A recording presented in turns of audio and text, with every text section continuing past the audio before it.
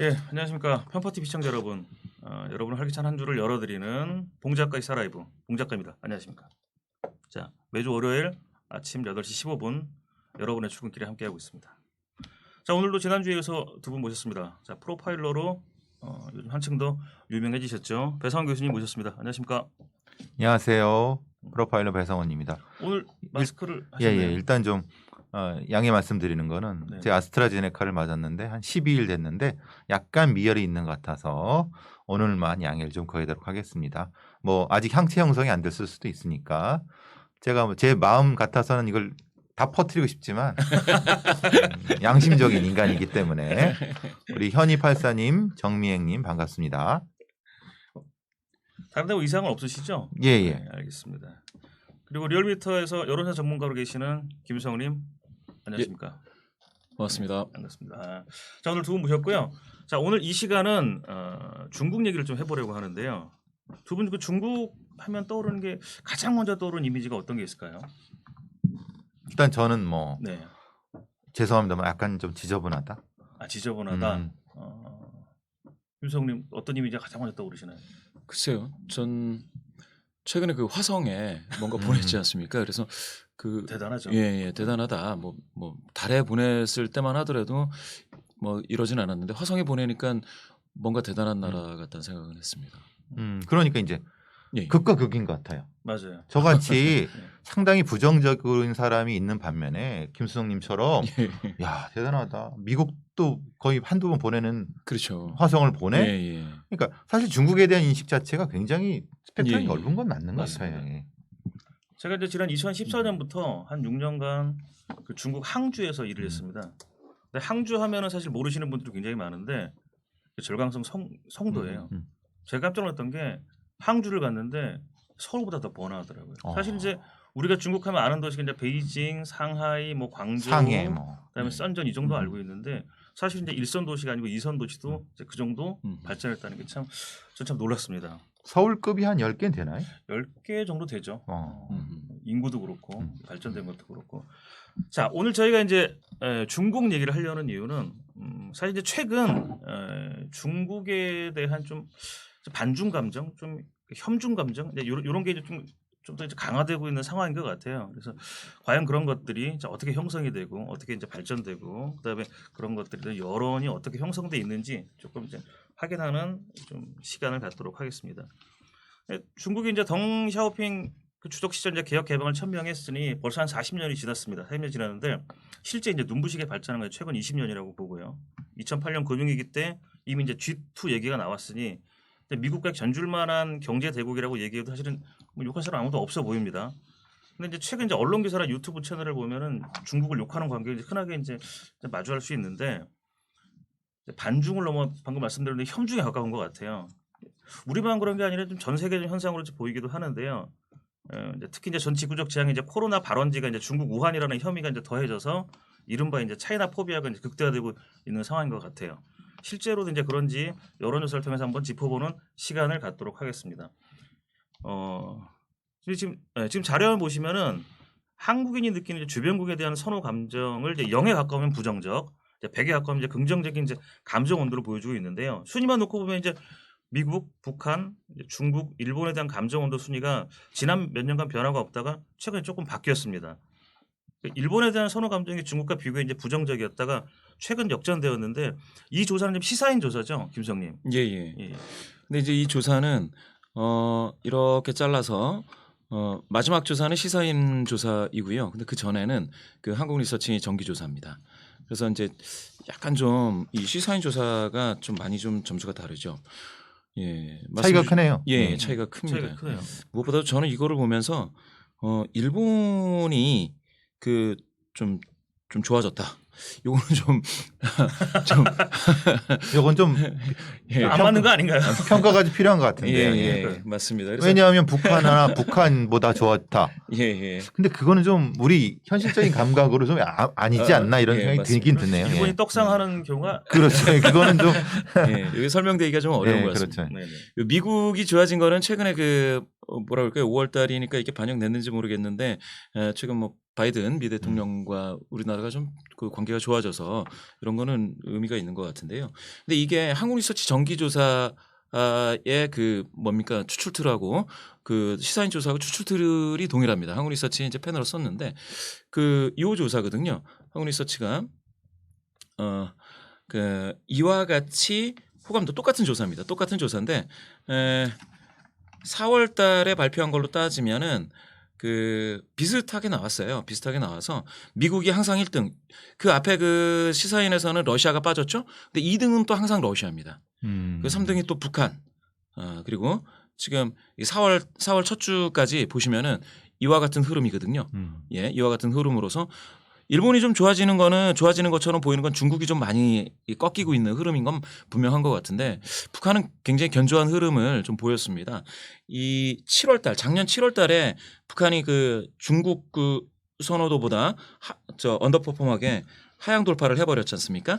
이때가 이제 그 김여정 개성공단 폭파 폭파 사건이 있었습니다. 그러다가 이제 그 뭡니까 당창건이었나요? 75주년에서 밤에 열병식을 하고 김정은 눈물을 좀 보였었죠. 그러면서 그 남조선 동포와도 코로나 끝나서 손을 좀 맞잡자 이런 얘기를 했을 때 다시 회복이 됐었던 이 흐름이 그대로 유지가 되고 있어서요. 이번에 시사인 조사에서 일본이 북한 중국뿐만 아니라 북한과 거의 비슷할 정도로 일본이 튀어 올라갔다라고 하는 거는 조금 애매하고 그거는 아마 시사인 조사에서 중국 얘기를 계속 하다 보니까 좀 뭐랄까 중국 쪽으로 좀 안 좋은 응답이 좀 나온 거 아니겠느냐라는 생각을 해보게 됐습니다. 그래서 요거는 이제 한국리서치 조사가 계속 이어졌던 요 흐름을 보실 수가 있겠습니다. 러시아는 좀 애매한데 러시아는 잘 모르겠는데 전 잘 모르겠습니다. 왜냐하면 러시아가 똑같잖아요. 쭉 똑같잖아요. 그러니까 이거는 특별한 이슈가 없어서 그러니까 그런지. 이슈가 없으니까 이슈가 없다는 건 좋아하지도 싫어하지도 않는다 그런 거 아닌가요? 다른 데가 다 싫으니까 그렇죠. 러시아 찍을래. 상대적으로 저는 좀 그런 면이 있는 것 같기도 하고 이제 저 러시아 부분은 좀 분석이 필요할 것 같고 생각 보면 북한과 중국과 일본의 어떤 기량작용이랄까요? 그러니까 말하는 중국이 올라가면 일본이 떨어지거나 북한이 올라가면 이런 부분들은 분명히 의미가 있는데 그리고 또 순서 같은 경우도 그런 부분이 분명히 있는 것 같습니다. 그리고 북한은 어떤 실제적인 일이 있으면 떨어지고 감성적으로는 올라가고 이러는 것 같아요. 맞습니다. 감성적인 부분에서는. 왜냐하면 어쨌든 같은 동포라는 생각을 많이 하고 있으니까. 맞습니다. 또 어쨌든 자료 한번 보면은 그 2019년 7월 넷째 주에 시작을 하잖아요. 그때 이제 일본하고 중국의 선호도가 이제 2배 이상 차이가 나는데 결국 이제 한 2년이 안 되는 시간에 지금 붙었단 말이죠. 이제 분명한 거는 뭐 국뽕 채널들에서 많이 얘기를 하잖아요. 중국에 대한 혐오가 뭐 어쩌고 뭐 언론에서도 많이 얘기를 하고요. 이건 부정할 수 없는 사실인 것 같습니다. 최근에 이르러서. 두 분 보시기에 어떤가요? 중국은 역사적으로 이제 많은 부분을 저희랑 공유를 하고 있잖아요. 현재는 상호간 경제 의존도도 매우 높고요. 한국 최대 교역국이 이제 중국입니다. 그리고 중국에서도 한국이 세 번째 교역국이고요. 중국 혐오 감정 일단 한번 먼저 여쭤보겠습니다. 이대로 문제가 없을까요? 글쎄요. 이번에 이 차트를 보시면은 특이하게 뭐 나중에 또 말씀 주시겠지만 이게 지금 2020년 1월에 1월, 2월 사이에 확 떨어지지 않습니까? 중국에 대한 갑자기 떨어졌죠. 여기 이제 코로나. 그죠. 코로나가 영향이 있어서 확 떨어지고 지금 중국이 회복을 못 하고 있습니다. 물론 그 전에도 계속 뭐 떨어지는 국면이 없었던 건 아닌데 굉장히 급격하게 떨어지는 국면은 코로나로 인한 그 내용이 되겠습니다. 코로나 상황이 좋아지지 않는 한 그리고 코로나 우한설 이 부분이 정리되지 않는 한 그렇게 회복되기는 어렵지 않을까요? 그리고 또 사실 뭐 좋아지는 어떤 계기 자체도 많이 없는 것 같고 사실 뭐 바이든 정부가 이 3RW라고 하나요? 3WR이라고 하나요? 그러니까 중국의 1대1로를 대항하는 그 견관 틀을 만들어가는 과정이라고 하면은 미국이라는 데가 중국을 좋게 평가하는 쪽으로 나타나진 않을 테니까 지금 상태는 유지가 되지 않을까 싶은데 저는 가장 되는 건 중국과 일본의 상대적 격차 부분이라고 보거든요. 그러니까 우리가 일본만큼 중국을 싫어한다는 거잖아요. 이 얘기는 그렇죠. 결국은 그거 같아요. 일본은 워낙 싫어했고 예. 다 싫어하는 거고. 근데 이제 역사적으로 역사적으로 근데 이제 중국도 그만큼 싫어한다는 거를 의미하는 거 아닐까라는 생각도 해봅니다. 예. 근데 이제 이런 중국에 대한 혐오 감정이 이제 우리 국민만 가지는 게 아니라 전 세계적인 현상이라고 생각을 하고 있고요. 이제 그런 부분에 대해서 김성님 자료 준비해 오셨죠? 예. 그 자료 보시면서 예. 저희 한번 토론 나누도록 하죠. 맞습니다. 이제 국제 연구를 좀 보시면은 그 우리만 이렇게 중국 싫어하게 된 건 아니다라는 얘기가 나오는데요. 이게 좀 뭐랄까 중국에 대한 어떤 네거티브한 평가가 이게 좀 주요 몇 개 국가입니까? 12개 국가에서 지금 전체적으로 보시면은 뭐 전부 다 폭증하고 있네요. 예. 진짜 폭증이네요. 이게 네. 다 네거티브합니다. 그것도 순위가 예, 역전된 데가 많아요. 예, 그죠? 맞습니다. 정확히 보셨고요. 계속 안 좋은 그 뭐 1대1로 말씀 주셨는데 이탈리아가 아마 1대1로의 참여 국가 아닙니까? 맞습니다. 유럽에서 예. 이탈리아, 스웨덴이 참여를 하고 그렇죠. 있죠. 근데 좋아 본 적이 없어요. 이탈리아가. 그런데도 좋아 본 적이 없는 예, 거죠. 좋아 본 적이 없습니다. 오히려 우리나라 같은 경우에는 과거에는 상당히 좋다가 예, 최근에 확 좀 역전돼 역전된 버리는. 예, 그런 그래프를 보여주고 있습니다. 우리나라를 좀 보시면은 이게 우리나라가 이제 2000년대 초반에 보면 호의적인 감정 훨씬 좋네요. 예, 페이버러블 했다는 거죠. 그러다가 이게 2000년대 중후반에 이게 데드 크로스를 맞습니다. 그게 아마 저기 금융위기 비슷한 것 같은데. 예, 그때가, 맞습니다. 금융위기 이때 그리고 이제 저는 또 여기에 뭐 사소한 문제라고 생각하실 수도 있겠는데 음식물과 관련돼서 중국 음식에 대한 좀 쓰레기 혐오감. 만두라든가 뭐. 예. 그 자료는 좀 맞습니다. 이따가 예. 다시 한번 얘기 예, 나누도록 하고 그런 것들이 확 그 부정적인 감정을 촉발시켰다라고 한번 볼 수가 있겠고요. 그럼에도 불구하고 2010년대 중반에 또 바뀌었네요. 바뀌었습니다. 이때가 이제 아마 그 시진핑 방안이 있었던 걸로 제가 알고 있는데요. 뭐 그런 내용이 있으면서 좋아졌다가 최근에는 아주 급격하게 하락을 하고 언페이버러블한 감정이 이 75면은 3배나 되네요. 엄청나죠. 예. 그 내용이 오른쪽에 보시면은 굉장히 그 언페이버러블 관점이 굉장히 그 지배적으로 바뀌고 있는 현상이 보시는데요. 이 남한 우리죠. 예. 우리 대한민국에서도 지금 이와 같이 크게 갈리고 있습니다. 다른 나라도 이게 좀 크게 다르지가 않아요. 보시면은 아까 말씀드렸던 그 뭐 북미도 마찬가지, 유럽도 마찬가지고요. 좀 그나마 뭐 스페인, 이탈리아가 페이버러블한 감정이 좀 있다라고 하는데 그게 상대적으로 적은 분포를 보이고 있습니다. 거기는 아마 중국이 투자를 해갖고 예. 1대1로 공장도 있고 맞습니다. 그러니까 그런 것 같습니다. 그런 그렇네요. 면에서는 예. 딱 두 나라죠. 예. 예. 결국 이제 14개 국가의 중앙값, 미디언 중앙값을 보시면은 이와 같이 분포가 이제 뭐 우리나라하고 뭐 대동소이합니다. 예, 이렇게 등장하고 있다라는 점 보실 수가 있겠습니다. 상당히 극적이네요. 예, 이게 2002년부터 2020년까지의 어떤 그 흐름이라고 한다면은요. 또 보면은 애티튜드 투 차이나라고 해서 이거는 2019년에 나오는 이야기인데요. 이것도 퓨 리서치 센터의 국제 비교 연구입니다. 이게 전반적으로 보면은 국제적으로 2019년에는 이게 나뉘어지더라라는 얘기입니다. 나뉘어지더라. 그러니까 우리나라 같은 경우에는 지금 보면은 언페이버러블한 그 의견이 더 지배적인데요. 그렇지 않은 나라도 있더라. 아는 나라를 좀 보겠습니다. 그렇지 않은 나라. 뭐 페이버러블 감정이 더 많은 여기 보면은 나이지리아. 주로 저개발 국가인가요? 예. 이스라엘. 예, 레바논, 이스라엘. 네. 그래서 좀 뭐라 그럴까요? 근동 국가입니까? 그리고 또 여기 보시면은 러시아가 71%가 페이버러블하게 나타났습니다. 그리스, 우크라이나. 예, 유럽에서는 뭐 그렇죠. 우크라이나, 불가리아. 뭐 예, 불가리아. 이런 나라는 좀 괜찮게 호의적인 그런 응답이 좀 많았는가 하면 근데 재팬, 예, 일본이죠. 85 비호의적이더라. 우리보다 더 심하네요. 예. 우리가 70원대 걔네 저니까. 예. 우리는 이 조사에서는 63 나왔었습니다. 예. 그리고 뭐 유럽 국가들이 절반 정도, 스웨덴은 뭐 70인데요. 이게 좋지 않게 비호의적으로, 호의적이지 않게 이렇게 나왔고요. 34개국의 어떤 그 중앙값은 이 당시에는 반반으로 이렇게 갈리는 걸로 나왔습니다. 그런데 이게 이제 2019년에 그 전반적인 어떤 태도라고 한다면 이 같은 조사에서요, 같은 연구에서 보시면은 넘어가야 죄송합니다. 되는데 안 넘어가네요. 예, 넘어가야 되는데 막간 삼아서 디지털 기기에 대한 네. 예. 바이올렛님, 잘안 되네요. 바이올렛님 그리고 호비님, 예, 예. 봄봄이님, 최수진님, 예 감사합니다. 오늘 뜨겁습니다. 예 네. 규님, 땡큐님, 에프레스님, 예 넘어갔나요? 예, 넘어왔습니다. 예, 예. 제 주변 분들한테도 좀 들어와 달라고 제가 간청을 드렸는데 어디 계신죠? 예, 안 보이네요. 확인 좀 해주세요. 우리 김수성님 지인분은 입센노라님 안녕하십니까? 안녕하세요, 보이지 입센노라님. 않습니다. 2019년에 같은 그 중국에 대한 어떤 태도 퓨 리서치 센터에 요 내용이 있습니다.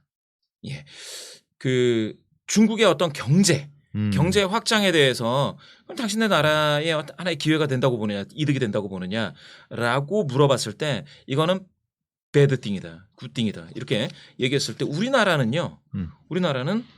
48대 48로 동률이네요. 동률입니다. 중, 중국이 경제적으로 커가는 것을 그렇죠. 우리는 좋은 것도 있고 나쁜 것도 있다고 예. 생각하는 거네요. 그러니까 우리는 그냥 그렇죠. 의견이 반반입니다. 그런데 여기서 다른 나라들 보면 일본은 또 중국이 커지는 게 나쁘지 않다라는 의견이 많았습니다. 오스트레일리아도 이게 2019년만 하더라도 이 정도면은 나쁘지 않았었거든요. 그렇죠. 지금은 완전히 굉장히 적대국이 됐는데 최근 여론은 코로나 영향이 정말 정말 지대하다는 컸던 것 거죠. 같습니다. 중국이 점점 뭐라고 해야 될까요? 무섭게 본성을 드러낸다고 봐야 될까요? 이 2019년 12월만 하더라도 코로나 직전인데 상당히 사람들이 나쁘지 않게 봤습니다. 여기 보시면은 나이지리아는 중국의 그 경제가 확장되고 있는 것을 자국에겐 기회로 봤다라는 거죠. 보는 사람들이 많았다라는 상당히 것이죠. 맞습니다. 예. 좋게 평가하는 국가들이 터키, 레바논, 이스라엘 다 그렇게 보고 아니 터키는 반대로 보네. 터키는 절반은 좀 부정적으로 이 정도로 봤습니다. 심지어는 캐나다나 미국에서도 절반 정도가 좋다라고 봤다라는 것이죠. 그런데요. 이번에 잘 넘어가네요. 예. 그런데 또 다른 태도입니다. 그러면은 중국이 투자하는 것에 대해서는 어떻게 보느냐. 그래서 굿띵이라고 보는 거는 그 일자리를 창출하니까 그렇죠. 배드띵이라고 보는 것은 중국의 영향력이 너무 커지는 거 아니냐 이렇게 봤을 때 패권 국가 맞습니다. 패권 영향력을 키우는 거 아니냐. 우리나라는 61%가 배드띵이다. 투자하는 것 뭐 이런 내용이 나왔네요. 우리의 투자를 안 한다는 거네요. 뭐 좀 그렇게도 볼 수가 있겠습니다. 예. 그런데 또 다른 데 보면 이런 나이지리아 같은 국가는 좋게 보는 거예요. 일자리 창출 또 뭐 튀니지아 레바논 이런 데는 이스라엘도 좋게 봤었습니다. 전체적으로 중국이 아랍권에 투자하는 부분 그런 것 때문에 좋게 보는 것 같다는 생각이 드네요. 근동 쪽에 아프리카 쪽에 이쪽은 좀 좋게 봤던 것 같습니다. 그리고 남미 쪽도 좋게 보네요. 남미요. 멕시코, 브라질 같은 경우도 그렇습니다. 보시면 그쪽에서 투자를 많이 하죠. 그렇죠. 약간 좀 저개발 국가 그렇죠. 쪽에서 인기가 있었던 것 같아요. 그런데 여기서 보시는 것처럼 아시아 퍼시픽에서는 약간 좀 의심스러운 눈길로 보더라라는 겁니다. 그런데 여기서 정말 극명하게 같은 연구입니다. 2019년 말에 같은 연구인데 여기서는 이게 뭡니까? 밀리터리 군사적인 군사력을 좀 키우는 것들에 대해서는 어떻게 보느냐라고 했더니 좋게 보는 나라가 아주 많지는 않더라고요. 북미에서도 마찬가지. 우리나라와 일본은 절대적으로 90%가 부정적으로 봤습니다. 배드띵이다. 군사적 확장을 두려워하는 거죠. 그렇습니다. 인도네시아 마찬가지고요. 필리핀, 인디아 하여튼 아시아 퍼시픽 국가들은 전부 다 좋지 않습니다. 배드띵이다라고 봤습니다. 사실 나이지리아나 케냐는 의미가 없죠. 군사적으로 거기는 전혀 아프리카니까 이건 사실 의미가 없는 거고. 그러면 탱크가 갈 일이 없습니다. 그렇죠. 중동 같은 경우 사실 의미가 없는 거고. 오히려 터키는 좋게 보네요. 아니 나쁘게 보는 거는 다른 어떤 의미가 있는 것 같기도 하고. 범투르크로 봤을 때 위구르가 형제 국가라. 신장 위구르 그런 쪽일 수도 있겠네요. 터키 입장에서는 좀 군사적인 확대는 별로 이렇게 좋게 보지 않더라고요. 근데 또 멕시코나 브라질도 예, 예. 부정적으로 보네요. 그죠? 멕시코나 브라질도 부정적이네요. 네, 그러니까. 아르헨티나 이쪽이 아마 중국 어선이 간다고 들었습니다. 그렇죠. 아. 중국 어선이 여기서 조업 활동을 한다고. 그래서 그거 들었습니다. 때로 몰려다니는 거 그거 예, 싫어하는 예, 거. 예. 100척, 400척 뭐 그렇게 그렇죠. 몰려다니면서 예. 쓸어간다고 그러더라고요. 그래서 뭐 전체적으로 아시아 퍼시픽 국가들에서 인기가 없습니다. 중국의 밀리터리 파워가 커지는 것에 대해서는. 여튼 우리나라만 이렇게 감정이 나빠지는 것은 아니고 전반적으로 중국의 경제 자체가 이제 전 세계적으로 좀 좋은 긍정적인 영향이 있을 거라고 보는 시각도 있지만 이와 같이 뭐 투자에 대해서는 의견이 갈리고 또 마찬가지로 군사적인 확장은 주변 국가를 굉장히 좀 두렵게 만드는 그렇죠. 그런 상황이 되는 것 같습니다. 예, 우리 저기 지혜님, 수지님 그리고 또 호빈님, 뭐 홍남님, 예, 감사합니다. 허니팔사님 감사합니다. 네, 허니팔사님 뭐 잠깐 뭐 부럽네요. 들어가서 예. 그래서 이제 두 분 말씀하신 거에서 빼놓을 수 없는 게 사실 1대1로인데 뭐 두 분 잘 아시겠지만 시청자분들을 위해서 잠깐 설명드린다면 지난 2013년 시진핑 주석이 이제 제안한 신실크로드 전략이 1대1로입니다. 예. 2014년부터 35년간 현대판 실크로드를 구축해 중국과 주변 국가의 경제 무역 협력을 통해 상호 번영의 길을 연다는 이제 대규모 프로젝트인데요.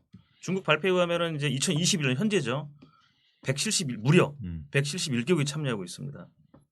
이 사업이 바로 이제 시진핑 주석이 꿈꾸는 이제 중국몽인데 문제는 이제 1대1로 사업이 저개발국 중심으로 이루어지면서 18세기 유럽의 식민지 시대에 빗대서 신식민 시대 사업이라는 비난을 받고 있습니다. 지금 자료화면 하나 올려주시죠. 자료화면 보시면은 예. 그러면 이제 미국, 러시아, 중국, 이제 EU 네 개 이제 강대국이죠. 국제 정책의 이제 긍부정 인식을 한번 보면서 얘기를 좀 더 나누도록 하겠습니다. 이걸 보면은 그 중국에 대한 부정 인식이 어떻게 이제 조금 다른 세계 권역에 비해서 조금 부정적인 인식이 큰지에 대해서 한번 얘기를 나누도록 한번 해보겠습니다. 이거는 이제 갤럽 조사 결과입니다. 갤럽 조사 결과인데요. 4대 강국 말씀하셨던 미국, 러시아, 중국 그 EU에 대한 그 여러 나라들 2020년 11월 2020년 요 조사는 11월입니다. 그러니까 작년 말이죠. 최근 조사인데 이 미국에 대해서 안정시키고 있다. 불안정하게 한다라고 해가지고 물어보고 있는데요. 또 러시아, 중국, EU에 대해서 이게 다른 나라 평균하고 우리나라가 좀 다릅니다. 우리나라는 이제 한국갤럽에서 조사한 내용인데요. 보시게 될 것 같으면 우리나라 사람들은 중국의 국제 정책이 전반적으로 그 세계를 안정시키고 있다라는 응답 12%에 불과합니다. 응답자의 84% 다수죠. 불안정하게 한다라고 보고 있습니다. 특히 중국과 러시아에 대해서 그와 같이 평가를 하고 있고 미국은 뭐 이때는 미국이 대선으로 접어들었 트럼프 때 트럼프 말기라고 볼 텐데 그렇죠. 그때도 뭐 완전히 큰 차이라기보다는 불안정하게 하는 측면이 있는데 안정시키는 것도 41%의 우리 응답자들은 안정시키고 있는 것 같다라고 했고요. EU도 56%는 불안정하다, 33%뭐 안정시키고 있다. 이렇게 해서 이렇게 중국, 러시아 대비 미국과 EU에 대한 것들은 좀 더 호의적인 응답이 좀 많았습니다. 이러한 경향이 전반적으로 2018년, 2019년 비슷하게 중국에 대해서는 이와 같이 내 스코어가 되게 안 좋죠. 불안정하게 한다. 중국에 대한 평가, 즉 그 봉 작가님 그 1대1로 말씀 주셨는데 이 중국의 어떤 국제 정책이라는 게 사실상 우리나라 그 국민들에게는 불안정하게 그렇게 다가왔습니다. 지금의 판을 흔드는 한국의 어떤 국가 이익을 흔드는 그런 형태로 보는 것 같아요. 같은 조사에서 그 2030년 초강대국에 대한 다른 나라의 응답을 종합하면 중국이 이제 초강대국이 될 거라는 응답이 이제 가장 많잖아요. 우리나라에서는 근데 미국이 초강대국이 될 거라는 응답이 더 많아요. 중국은 2위고. 일본에 대해서는 10%만이 초강대국이 될 것이라고 응답하였고 이제 86%가 부정적인데 조금 더 자세하게 설명 좀 해주시죠. 결국 그 같은 조사인데요. 그 초강대국이 2030년에 그러니까 좀 미래죠. 초강대국이 될 전망이 있느냐 어느 나라냐라고 했을 때 이게 보면은 전체 샘플 사이즈를 보기 어렵지만 하여튼 중국이 수치로는 그 미국보다는 더 나왔습니다. 오차범위 이내인지는 확인을 해봐야 되겠는데 이 정도면 아마 오차범위를 뛰어넘을 수도 있겠네요. 45개 평균이죠, 그게? 예, 45개국의 평균입니다. 따라서 그 샘플 사이즈가 상당히 크죠. 그럼 그렇게 되면은 중국이 3%포인트 더 나왔다라는 거는 의미 있게 중국이 더 미국보다는 앞선 평가를 받고 있는데 그런데 우리나라에서는 그렇지 않다는 겁니다. 우리나라 1,500명에게 물었을 때 미국이 78%로 더 이제 많이 나왔습니다. 오차범위를 넘어서는 뚜렷한 그 격차를 보이고 있고요. 중국은 2위. 그다음에 그 유럽 연합이 28%. 그다음에 일본이 그 조사 대상이 되는 국가 중에 마지막입니다. 10%밖에 86%는 부정적으로 본 거죠. 일본은 초강 대국이 아니게 될 거다. 바람 아닌가요? 일본 너 찌그러들어라 이렇게 바람도 포함되는 것 같기도 하고. 그러니까. 사실은 그거는 의미가 없을 것 같다는 느낌도 일본은, 들어요. 이거는 좀 나중에 보고. 여튼간에 미국하고 중국하고 비교하면 우리는 미국이 초강대국이 될 확률이 될 것이다라는 응답이 더 많았다라는 겁니다. 되길 바랄 수도 있지 않을까요? 미국이 더 상대적으로 중국보다는. 예. 그렇습니다. 어쨌든. 아무래도 우리 동맹국 군사적인 동맹국이기도 하겠고요. 중국과는 뭐 아까 뭐 봉 작가님이 경제적인 뭡니까 이 관계가 돈독하다고는 하는데 꼭 그런지 그렇죠. 안정적으로 우리가 경제적인 관계를 맺고 있는지는 또 뭐 사드 사태라든지 이런 거를 그렇죠. 보면 의심스러울 때도 그건 있고요. 다른 문제도 있죠. 왜냐하면 중국하고 밀접한 관계를 가지고 있지만 중국의 어떤 정책의 변화 때문에 우리의 소상공인들이 많이 피해를 보는 경우도 분명히 존재를 하는 거고 그거에 대한 두려움 같은 것도 저기 반영되지 않았을까라는 생각도 합니다. 중국도 이제 중국인에 대한 비호감이 시진핑 주석 집권 전까지만 해도 이 정도는 아니었던 것 같아요. 시진핑 주석의 이제 대외 정책 변화가 그 원인이 있다고 보는데요. 사실 이게 중국의 이제 개혁 개방 아버지라고 불리는 이제 덩샤오핑 외교 정책은 자신을 드러내지 않고 때를 기다리는 이제 이른바 도강장애라고 하죠. 그런 대외 정책이었다면은 최근 이제 시진핑 주석은 성장한 경제력과 이제 군사력을 바탕으로 이제 무력과 보복을 자행하는 공세적인 외교, 이제 전당 외교라고 하죠. 그래서 이제 방금 말씀하신 대로 이제 특히 이제 주변 국가 이제 갈등이 심한데 그렇다면 이제 글로벌 리더로서의 시진핑 주석의 호감도 궁금하지 않을 수가 없는데 이 자료도 역시 이제 우리 김수영님이 준비를 해주셨습니다. 비장님 또 한 말씀 부탁드리겠습니다. 역시 그 2017년, 2018년, 2019년 50개국 조사 평균하고 그다음에 그 우리나라 한국의 같은 연도의 조사 결과를 비교한다면 이게 좀 잘 안 보이실 수도 있는데요. 여기 시진핑 평균은 시진핑이 여기에 와 있습니다. 호감이 29% 평균. 그 2019년 기준으로 비호감이 41%입니다. 이 밑으로도 비호감이 되게 많아요. 사우디, 뭐 이란, 브라질, 이스라엘, 미국 대통령 도널드 트럼프가 마지막에 있네요. 그 비호감이 58이니까 꽤 높게 나타났습니다. 그런데 우리나라의 결과를 2019년 기준으로 보면 그 글로벌 리더 13인에 대해서 가장 좋아하는 사람은 교황님이네요. 프란치스코 우리 교황님에 대한 호감이 62%. 그렇죠. 그거야 뭐. 그렇죠. 아무래도 교황님. 나쁠 비호감도 있긴 있네요. 근데 나쁠 이유가 뭐 그다지 크지 않은데 여기서 보시게 될 거면 영국 총리 보리스 존슨이 그 위에 비호감이 30%로 적다 이렇게 볼 수 있겠습니다. 그런데 이제 쭉쭉쭉쭉 내려오면 맨 밑에 3명이 우리나라 주변 사강이네요. 주변에 이제 그 강한 영향을 미치는 소위 말하는 스트롱맨들이네요. 트럼프, 시진핑, 푸틴이 비호감이 뭐 절대 다수입니다. 10명 중 8명은 비호감 한다라고 2019년에 우리나라 사람들은 이야기를 했습니다. 여기에 그 일본이 없습니다. 일본이 있으면은 모르겠네요. 어떻게 될지. 글로벌 리더 13명에 끼지 않은 거죠. 막상 마카일. 그때는 아베였던 걸로 기억을 하는데 이때 이게 아마 3년 연속 아베였을 텐데요. 그런데 이제 거기에 포함이 되지 않는 건 글로벌 리더 13인에 끼지 못했다라는 이야기인데요. 리더도 안 된다. 리더가 아닌 거죠. 그렇죠. 그러니까 그렇게 해석할 수도 있는 거죠. 예. 아예 리더조차도 안 된다. 이렇게 할 수도 있는 거지. 이건 진짜로. 지지리 뭐 저 밑에 있는 곳. 지지리는 좀 죄송합니다. 외국의 정상을 아니 뭐 어떻습니까? 찌질이라고 해도. 죄송합니다. 그럼 뭐가 있겠어요? 뭐라고 불러야지 그럼? 이게 이제 그 갤럽 인터내셔널에서 그렇죠. 지정한 13인에 그렇죠. 하여튼 끼지 못한다. 그렇죠. 나머지라고 해서 뭐 찌질이라고는 할 수 없겠죠. 예. 음. 여튼 그랬을 때 미국 대통령 도널드 트럼프에 대해서 우리 국민 중에 80%는 비호감이다. 그렇죠. 시진핑에 대해서는 82%가 비호감이다. 2% 포인트 격차로 시진핑을 더 비호감하는 사람들이 많네요. 푸틴 역시 비호감이다. 근데 역대 미국 대통령 중에서 저렇게 비호감 나온 적이 있나요? 우리나라 그건 좀 그렇죠. 좀 충격이죠. 이때 좀 애매했던 것 같습니다. 이제 말씀하신 건 2019년 자료인데 예. 그럼 이제 저희가 이제 2021년 현재를 유추해 볼 수 있습니다. 예. 비호감 넘버원이 어딜까요? 시진핑, 스가? 저는 시진핑에 한 표 주고 싶습니다. 그게 좀 스가는 존재감 자체가 없고 그렇죠. 마카마카네요. 그렇죠. 네. 그렇죠. 찌질함 따지면 아베보다 스가가 그렇죠. 최근 G7으로 인해서 이제 스가에 대한 인기가 진짜 대폭락 중인 것 같은 그렇죠. 느낌입니다. 존재감 자체도 없고 예.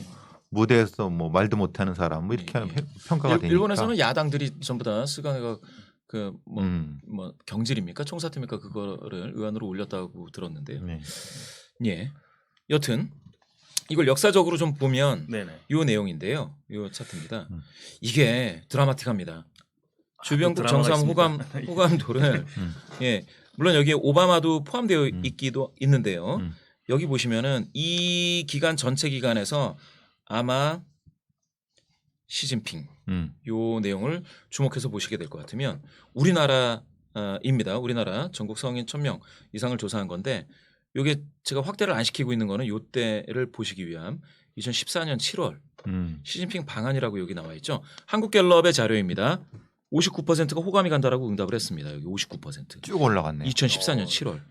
이때는 떡상이네요. 예, 절반 정도죠. 그런데 한국갤럽이 조사한 이후 최근 15%까지 폭락을 했다라는 내용입니다. 이게 거의 이때와 이때를 비교하면 뭐 급락이죠. 60, 50이 떨어진 거죠. 예. 요거를 조금 키워서 보시게 될 것 같으면 이때는 상당히 2010년대 초반에 주변국 정상 시진핑에 대한 호감이 좋았습니다. 상당히 좋았어요. 예, 좋았습니다. 그런데 2017년, 2018년 떨어지기 시작하면서 20%대에서 떨어지면서 최근에 15%까지 떨어졌습니다.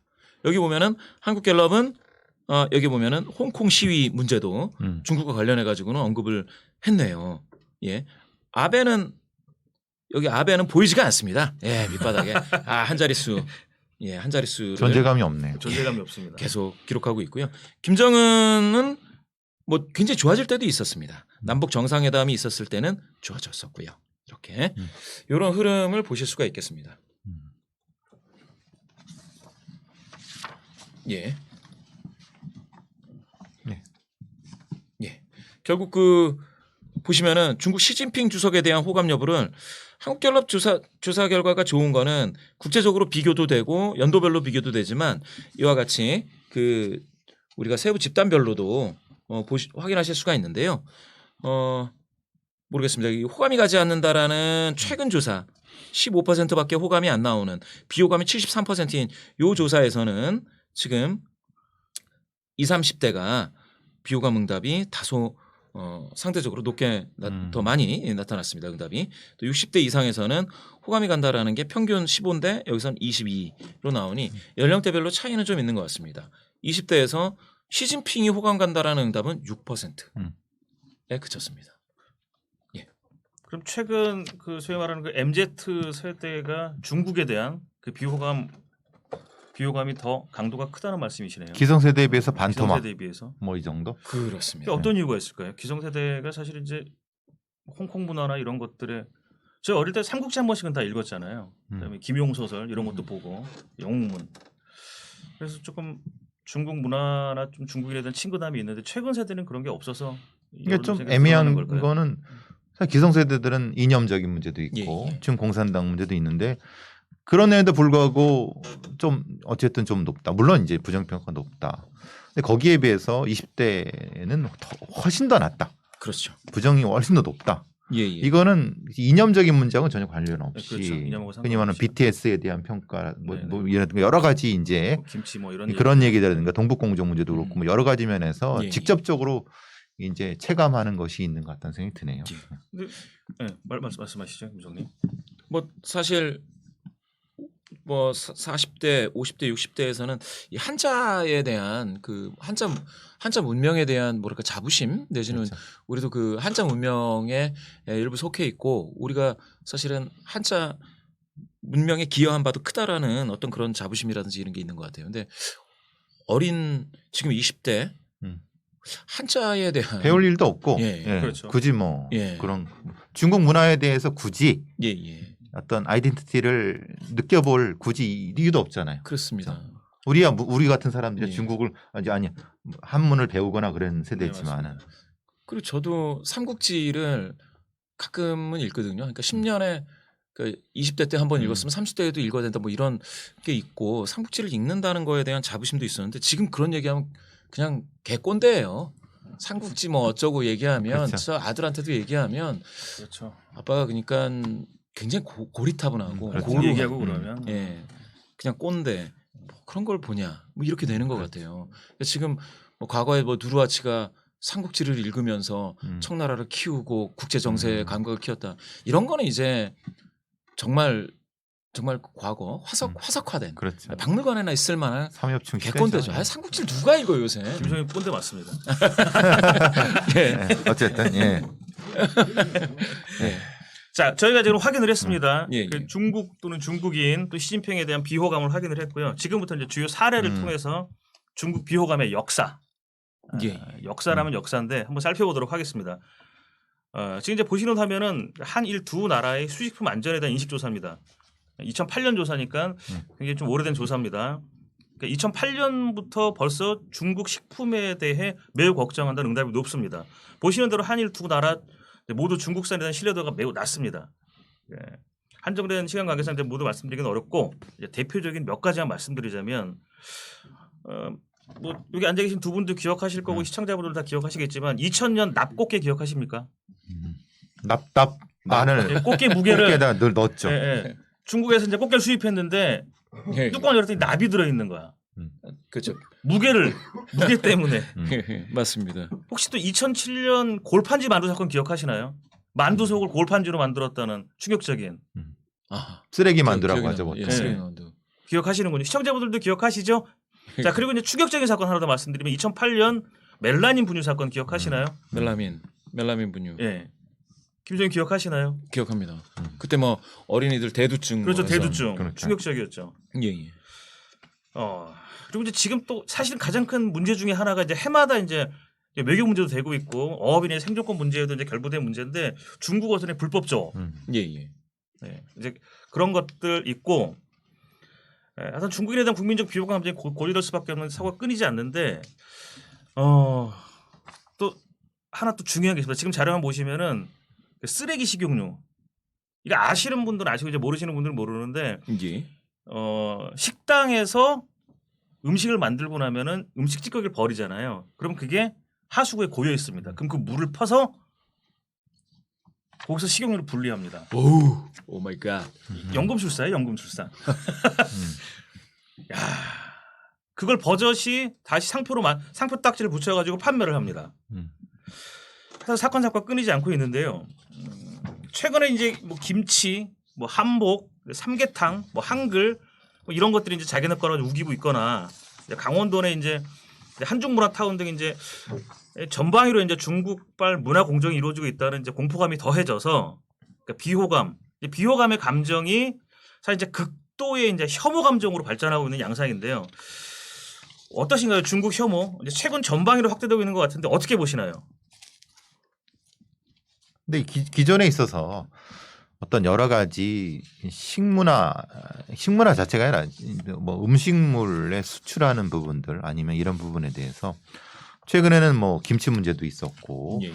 그 이런 여러 가지 문제에 있어서 특별한 형태의 그 식품 안전에 주의를 기울이지 않는 듯한 모습들 그리고 그것을 수출해 갖고 주변에 있는 국가들을 곤혹스럽게 만드는 이런 것들에 대한 보도가 되면서 특히 이제 인터넷 세대가 되면서 부정적 인식, 그러니까 이제 이제 혐오, 이거 왜냐하면 먹는 거잖아요. 그러니까 그런 어떤 부분 때문에 감정적인 것이 폭발적으로 늘어나는 부분에서는 이 먹는 것이 분명히 영향을 끼쳤다고 봐요. 저희가 이런 사람들 잠깐 보면서 볼까요? 이번에 시사인에 조사한 내용인데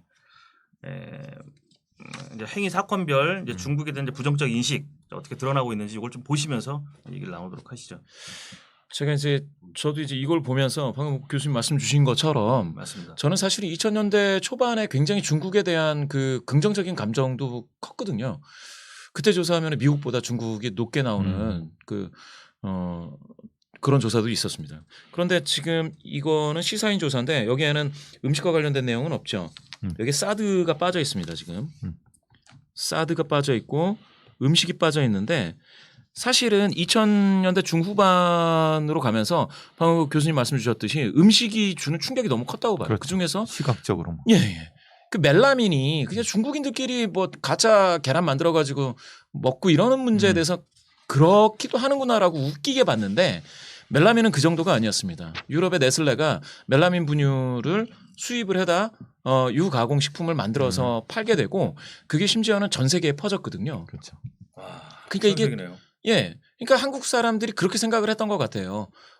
이게 중국의 문제만은 아니구나. 중국에서 벌어지는 음식과 관련해서 그 현실이 또 쓰레기 식용유 이런 것들이 이게 중국의 문제가 아니고 우리한테 직접적으로 피해가 오는 문제구나라고 생각이 되면서 이게 굉장히 큰 영향을 미칩니다. 그런데 여기 지금 시사인에서는 행위 사건별 중국에 대한 부정적 인식에 음식이 없어요. 음식이 없는데 이게 굉장히 큽니다. 제가 봤을 때. 그래서 2000년대 중반 후반을 지나면서 아까 그 갤럽 조사에서 중국 가공식품에 대한 부정적인 인식이 어마어마했지 않습니까?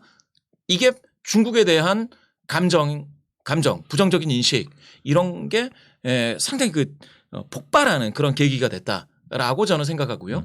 그 이후에 그 봉 작가님 말씀하셨던 국제 정세적인 부분이라든지 군사력 부분이라든지 아니면 사드와 관련된 부분이 크게 나타났다. 여기에는 좀 그런 것들은 나오지 않는 것 같습니다. 이번 조사에서는. 섞여 있지 않죠. 시사인에서는 이게 뚜렷하게 크게 나오진 않네요. 그러니까 이제 일반 국민들한테 큰 충격을 줄 수 있는 요소들은 저기에는 없는 것 같아요. 진짜 이제 직접적으로 시각적으로. 근데 이제 물론 황사라든가 미세먼지 부분도 있고, 근데 다른 것들은 대부분 뭐 정책적 대응이라든가 뭐 이제 체제의 문제라든가 보도의 문제 이런 건 사실은 정치 체제 이런 부분들 아닌가요? 지금 저 시사인의 행위라는 건 좀 거시 큰 것 부분만 쭉 얘기돼 있고 그쵸. 그렇지 않은 거는 반증 표현 뭐 그리고 미세먼지 글쎄 혐오병 그러니까 조금 뭐라고 하나 사건이라기보다는 어떤 정책적인 큰 차원에서 보는 것 같아요. 지금 저 맞습니다. 조사는. 근데 이제 시사인 이 기사를 저도 읽어봤는데 그 반중 감정 얘기는 있다라고 하는데 이제 중국인이 한국에 대한 반한 감정은 없다라는 식으로 얘기가 된 것 같아요. 중국인이 반한 감정이 없다. 없나요? 시사인의 이 부분은 이제 그 시사인에 나오는 기사에 보면은 이번 기사에 보면은 사실은 대중적 정서로서의 반환이라고 할 만한 것은 존재하지 않는다. 한중 배틀에는 극소수만 참전했다. 한국인의 반중 감정이 오히려 문제가 되지 않느냐라는 논조인 것 같이 느껴졌습니다. 또 그 동북 공정이 실제로 이렇게 아주 심한 문제가 아닌데 우리 저 한국민들이 약간 좀 과장하고 있는 측면도 있다였던 것 같이 느껴졌습니다. 상당히 논란이 될 만한 이 기사거든요. 그거는 왜냐하면 중국인들은 한국인들을 별로 싫어하지 않는데 한국이 중국을 싫어함으로써 결국은 이 상황이 유발됐다라고 하는 쪽으로 읽힐 수도 있는 거예요. 저건 상당히 위험한 기사일 수도 있는 거예요. 저 부분은. 그래서 제가 사실 이제 2014년부터 한 6년 이제 중국에 있었는데 그게 중요한 건 아닙니다. 그게 중요한 건 아니고요. 있습니다. 근데 이제 반한 감정이 우리가 생각하는 그런 반한 감정이 아니고요. 그 배경에는 이제 국가의 눈부신 발전을 보고 자란 세대가 있습니다. 그 세대가 누구냐? 중국이 이제 밀레니엄 세대라고 부르는 그 저링호 그다음에 링링호우 세대거든요. 그러니까 우리말로 하면 이제 90년대 그다음에 2000년대 출생한 세대죠. 이 세대의 특징은 그러니까 이렇게 생각하시면 됩니다. 그러니까 7링호우, 8링호우 세대가 사실은 그 당시 이제 중국이 이제 한자연합기 운동을 했잖아요. 그러니까 4명의 조부모, 그다음에 조 밑에서 자녀 한 명이 태어나서 결혼을 하고 그다음에 또 한 명의 자녀가 태어나요. 그러니까 물질적으로 풍요로운 세대죠. 부모로부터 물려받은 유산도 많고. 근데 이 세대 특징은 모바일 사용에 익숙하고요. 그다음에 소셜 미디어 상의 여론을 주도하고 소비와 유행을 또 주도합니다. 그리고 이제 이 세대가 태어났을 때 중국은 이제 경제와 기술 강국으로 성장한 중국 문화에 대한 자부심이 사실 끝도 없습니다. 뭐 사실 저도 경험을 했고요. 사실 이제 반한 감정이라는 것이 한국을 싫어한다기보다 중국에 대한 자부심이 넘치다 보니까 일종의 현대판 중화주의가 자연스럽게 형성이 됐고 그러다 보니까 주변국에 대한 우월감을 이제 드러내고 싶은 거예요. 근데 이제 지금 잠깐 그 자료문 좀 잠깐 보시죠. 해외문화 홍보원이 이제 2020년 국가 이미지를 조사한 자료인데요. 예. 그 일본을 제외하면은 이제 중국이 주변국 한국과 일본에 대한 이제 긍정 비율이 낮습니다.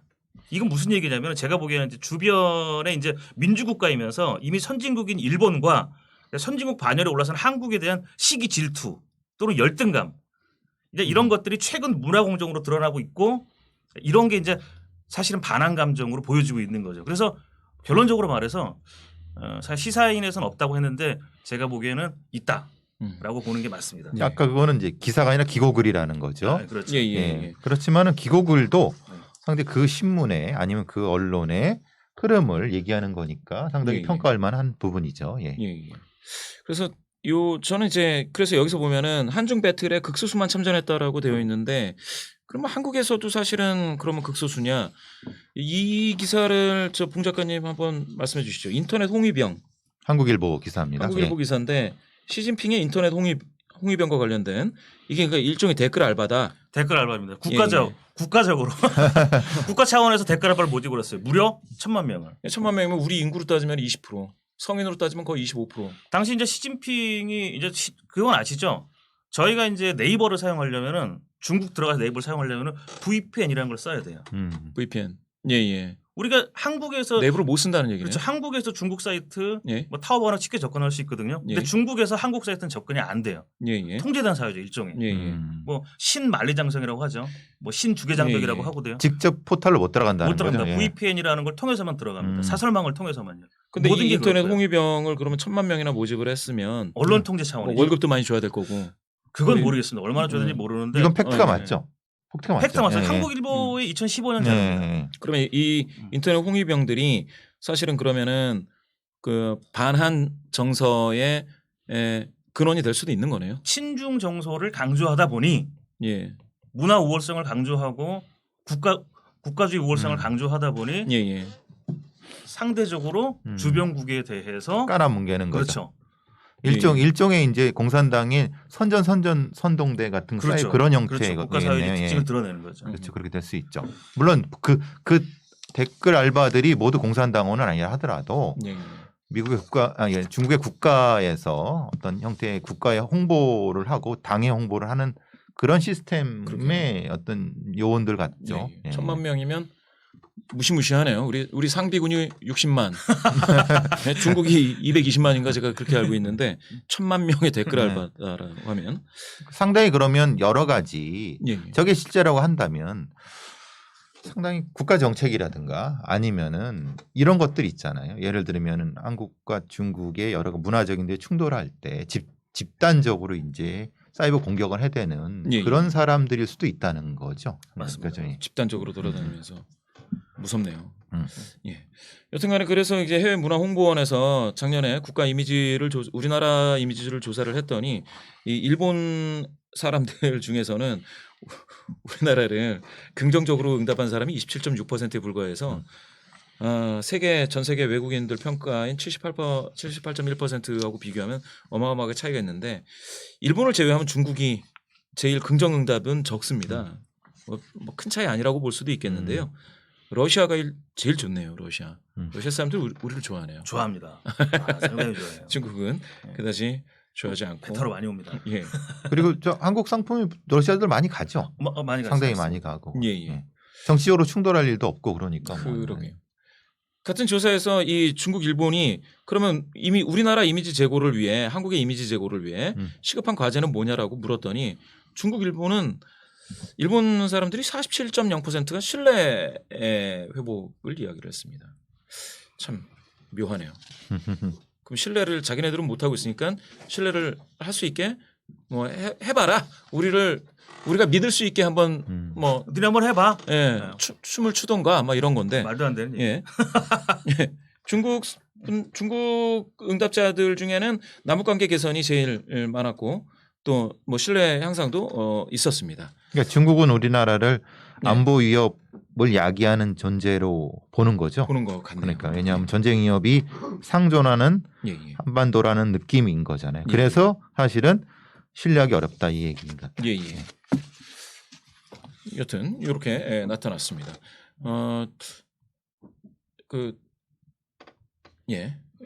해외문화 홍보원 자료는 이제 2장 준비해서 보여드렸는데요. 중국이나 일본이 우리를 좀 좋아해주면 좋겠는데요. 신뢰를. 어쨌든 그건 상호성이니까요. 상호성인 거고 사실 뭐 우리가 일본을 좋아하려고 해도 일본에서 여러 가지 정책이나 이런 부분들이 잘못됐다고 우리가 비판할 수밖에 없는 거고 그러면 그 비판하는 거 싫어한다고 그럼 그건 어쩔 수 없잖아요. 그러니까 중국도 마찬가지인 거죠. 예, 예. 네. 자, 반중 정서 세계적인 추세인 것을 저희가 오늘 확인을 했습니다. 코로나 이후 더 확장되고 있고 더 극대화되고 있는데요. 그래서 사실 이제 중국이 정말 대국으로서 그 면모를 갖추고 성장해 나가려면은 전 세계적인 반중 정서에 대해서 본인들이 반성을 하고 어떻게 지혜롭게 해결해 나갈지, 특히 주변 국가의 마찰, 한국 또는 일본, 그다음에 양대 강대국인 이제 미국과의 마찰, 사실은 지금 뭐 결론적으로 말씀드릴 수는 없지만 제가 생각하기에는 사실 중국이 지금까지 외교 정책을 좀 수정을 하고 주변국과 조금만 더 노력하는 자세로 임해야 되지 않겠느냐, 전 개인적으로 생각을 하고 있습니다. 두 분 한 말씀 더 주시고 오늘 이 시간 마치도록 하겠습니다. 어떠신가요? 예, 끝나기 전에 민규리님 네. 그리고 조여다님, 다니엘 방님 반갑습니다. 감사합니다. 오셔갖고 사실 그 중국에 대한 얘기를 할 때 소프트 파워 얘기를 많이 합니다.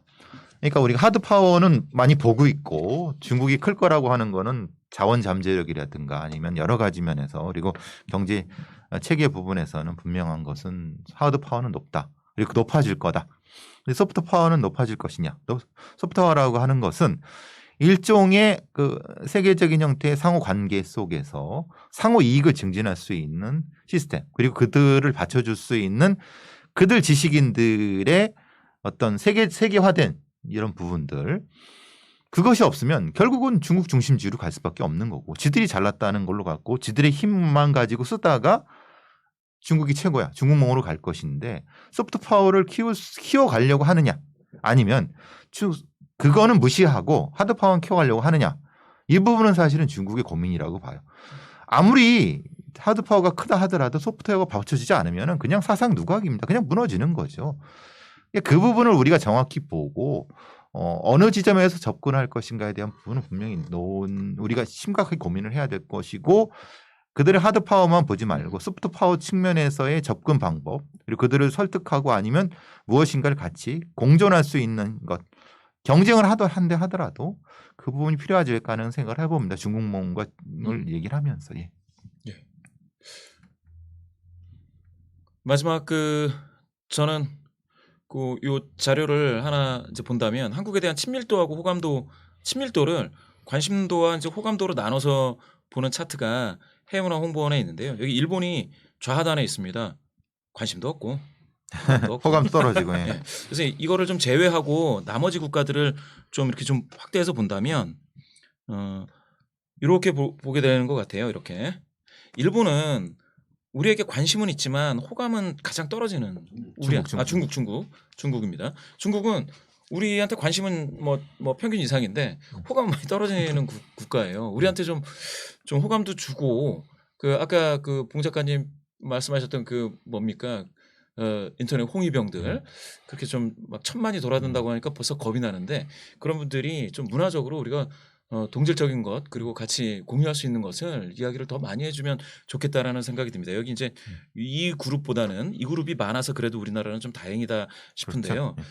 바로 옆에서 가장 크게 영향을 미친다라는 중국이 이렇게 좀 호감은 최하다라고 하니까 좀 서운한 면은 있습니다. 그래서 앞으로 더 잘 되길 기대하는 마음이 있습니다. 저 표는 상당히 중요한 것은요. 우리가 예. 인도네시아, 인도, 브라질 같은 약간의 중진국이라고 그래? 중진국의 선진국을 중요하는 거고 예. 개발도상. 우리의 이제 그 협력 파트너들 우리가 공존할 수 있는 파트너들에 대한 것이 관심도도 높고 호감도도 높다는 거는 상당히 예, 그러네요. 대한민국 차원에서 굉장히 긍정적인 거고 예, 밑에 보시는 영국, 미국, 독일, 프랑스는 기존의 선진국들입니다. 이 사람들은 우리가 뭐 좋아하든 싫어하든 예, 그거는 뭐 일단 고정 상수일 거라고 저는 생각을 합니다. 예, 이거는 예. 사실 좀 전 의미가 없다고 보고요. 예, 그건 예. 우리의 외교 정책의 문제인 건데 예. 상당히 그 오른쪽 위쪽에 있는 인도네시아, 인도, 브라질, 멕시코 이런 태국 성장성이 높고 그리고 우리와 관련을 깊이 해면서 우리도 성장할 수 있는 저도 성장 그런 부분에 상당히 긍정적으로 표라고 좀 봅니다.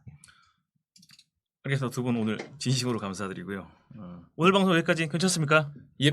자 마치도록 하겠습니다. 봉작가 이사 라이브 다음 주에 뵙겠습니다. 감사합니다. 감사합니다.